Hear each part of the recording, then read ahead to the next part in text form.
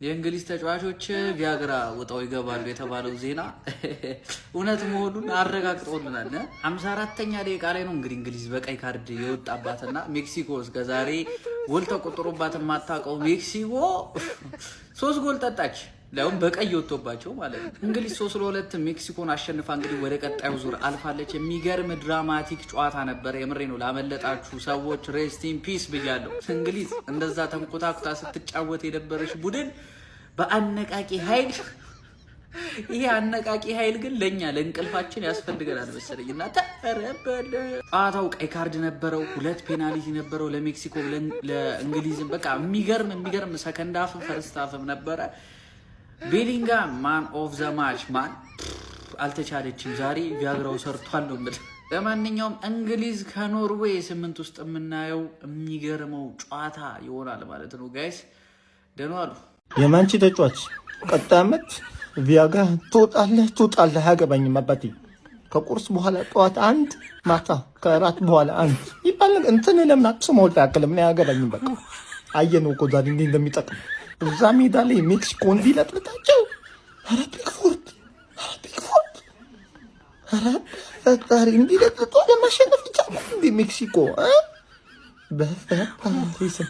ቀጣይ ዓመት ተዘጋጁ ብያለሁ ለመዋጭ። እኔ አያገባኝም። እንደዚህ ነው ድሮ። ፖርቹጋልም ትውጣለች፣ ማንቺም ቀጣይ ዓመት ይውጣል። ጨርሻለሁ። ቪያግራ ውጠው የገቡት እንግሊዞች ሜክሲኮን በሜዳቸውና በደጋፊያቸው ፊት 3-2 አሸንፎ የቪያግራው ቀልድ ነው። ኤኒዌይስ 3ቱ አንበሳዎች ሜክሲኮን እንግዲህ አሳመነው 3-2 አሸንፈዋል። ሊያውም በቀይ ወጥቶባቸው አንድ ተጫዋች ወደ 50 ወደ 45 ደቂቃ ያክል በ10 ተጫዋች ነው የተጫወቱት። የነዚህ ሁለቱ ጥምረት የቤሊንጋምና የኬን ዋው! ቤሊንጋም ምን አይነት ተጫዋች ነው! ሪያል ማድሪዶች አልቻሉበት ማያያዙ እንጂ የሚገርም ተጫዋች ነው ቤሊንጋም። የነዚህ ሁለቱ ጥምረት ሚስተር ካፒቴን ሚስተር ሪላየብል ተውት። በቃ ለሀገሩ በቃ ያለውን የሚሰጥ ተጫዋች። በጣም ከባድ ጨዋታ ነበር ይሄ ለእንግሊዝ። ባይዘው በጣም ከፍተኛ የአየር ክልል ምናምን ላይ ነው ከምድር ክልል በላይ ምናምን በሚለው ነው እና ከባድ ነበረ። እንግሊዝ ግን አሸንፋ ወደ ኳርተር ፋይናል ገብታለች። ኳርተር ፋይናል ላይ ደግሞ ከኖርዌይ ጋር ነው የሚገናኙት። ያው እንግሊዝ ይሄንን የዓለም ዋንጫ እስኪ ትበላ ይሆን አትበላ እናየዋለን። ነገር ግን ቡድኑ አሁን እየተቀናጀ ነው። አሁን እየተግባቡ ነው ተጫዋቾቹ። ያምራሉ ዛሬ ባይዘው በተለይ እነዚህ የሁለቱ ጥምረት የቤሊንጋም እና የኬን ዋው! እንግሊዝ እስኪ እናያለን። እስኪ የዓለም ዋንጫ ነው ያጓጉቶኛል። ይኸው ብራዚል ተሰናብታለች፣ ጀርመን የለችም። ሰው የሚሆነው በስመ አብ ምን አይነት ጨዋታ ነው! ማን ኢንግላንዶች አልፈዋል ማለት ነው በቀይ ወጥቶባቸው። ምን አይነት ጨዋታ ነው የሚጫወቱት! ሙሉ ጨዋታው ማለት ነው ይሄ ጨዋታ ማለት ነው ሪዛልቱ አይገልጸውም ጭራሽ። ሜክሲኮ ሙሉ ሰዓት ሲቀጠቅጣቸው ነበር። አውት ኦፍ ኖዌር ነው ቤሊንጋም 2 ጎል አገባላቸው ማለት ነው። ከዛ በኋላ በቀይ ወጣባቸው። አንተ ምን አይነት ጨዋታ ነው የሚጫወቱት! ማን ጎርደን እዛ ፔናልቲ ያስገኘላቸው እንደገና ገቡ ማለት ምንድነው? ይሄ ኪኖኔስ ነው ምናምን የተባለ ሰውዬ ሜክሲኮ ምንድነው የሆነ ነገርማ ይጠቀማል። ማን 90 ዲግሪ ላይ ቀረቀረላቸው ማን። በጣም ነው የሚያስፈሩት ሜክሲኮች ማለት ነው። ግን ያው ዛሬ እንደዚህ ተጫውተው መውደቃቸው በጣም ነው የሚገርመው። 3-2 ነገ በደንብ ነው የምንኖርበት። አሁን እኔ ምልተኛ 5 ጎል 2 ፔናልቲ 1 ቀይ ካርድ ምን ትፈልጋለህ ከዚህ በላይ? ማምሸት አትሊስት አልቆጨህም? በዛ ላይ ጨዋታው ሙሉ 90 ደቂቃውን ማጥቃትና ማጥቃት ብቻ። ሜክሲኮ ግን እዚህ ጨዋታ ላይ መመለስ ነበረባቸው። ምን አይነት ቀይ ወጥቶላቸው ከ75 ደቂቃ እንዴት እስከ 100 ደቂቃ ያገቡ? 11 ደቂቃ ተጨምሮ ይገባዋል፣ ኢንግላንድ ይገባዋል። በቃ በዚህ በቀላሉ ምድብን ብትሆን ፋይናል የመድረስ ትልቅ እድል አላት። ግን ቀጣይ ኖርዌይን ነው የምትገጥመው፣ ኤርሊንግ ሃላንድን ማለት ነው። እንደግፏለን የትም አይደርስም ኢንግላንድ። ያው ቅድም እንዳልኳችሁ ይሄ ታታሪ ሰውዬ ጁድ ቤሊንጋም ነው ኢንግላንድን እዚህ ወርልድ ካፕ ላይ እየተሸከመው ያለው። ይመቸው።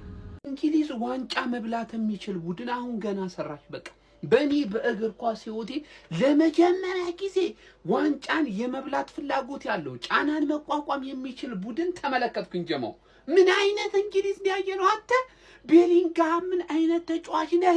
በቀይ ተጫዋች ወጥቶብህ ማለት ነው 54ኛ ደቂቃ ላይ ይሄንን ሁሉ ጫና ተቋቁመ 3-2 በዚህ ሜዳ።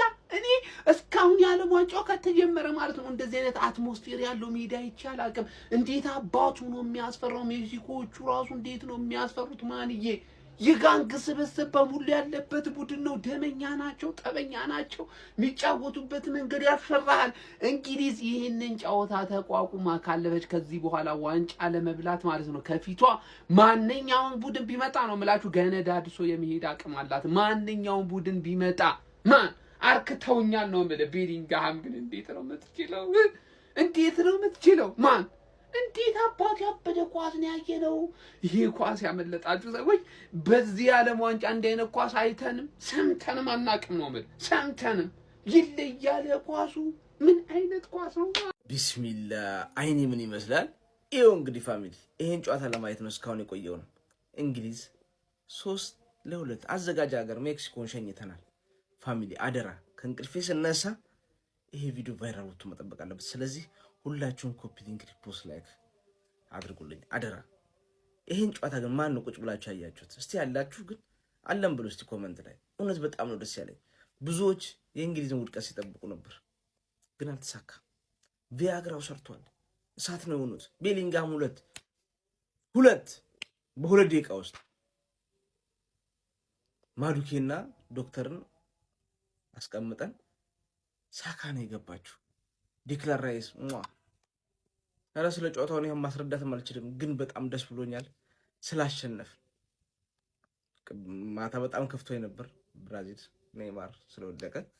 አሁን ግን ዋናው ክለቤ ሀገሬ እንግሊዝ አሸንፋለች። በጣም ደስ ብሎኛል።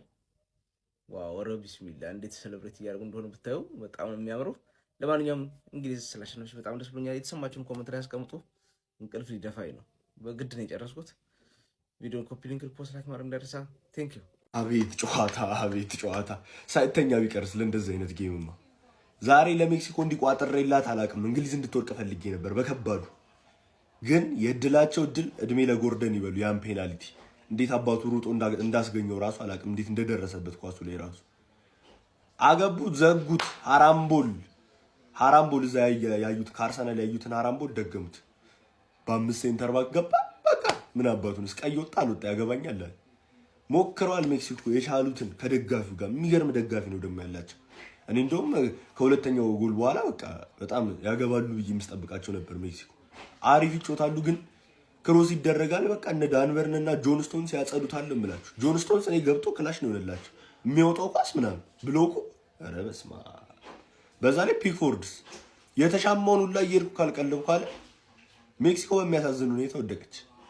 እንግሊዝ እንድታልፍ ባልፈልግም ግን ማለፍ የሚገባው ቲም አልፏል። ሜክሲኮ በጣም ተጮቷል፣ ከሚገባው በላይ ተጮቷል፣ ግን ዘጉት።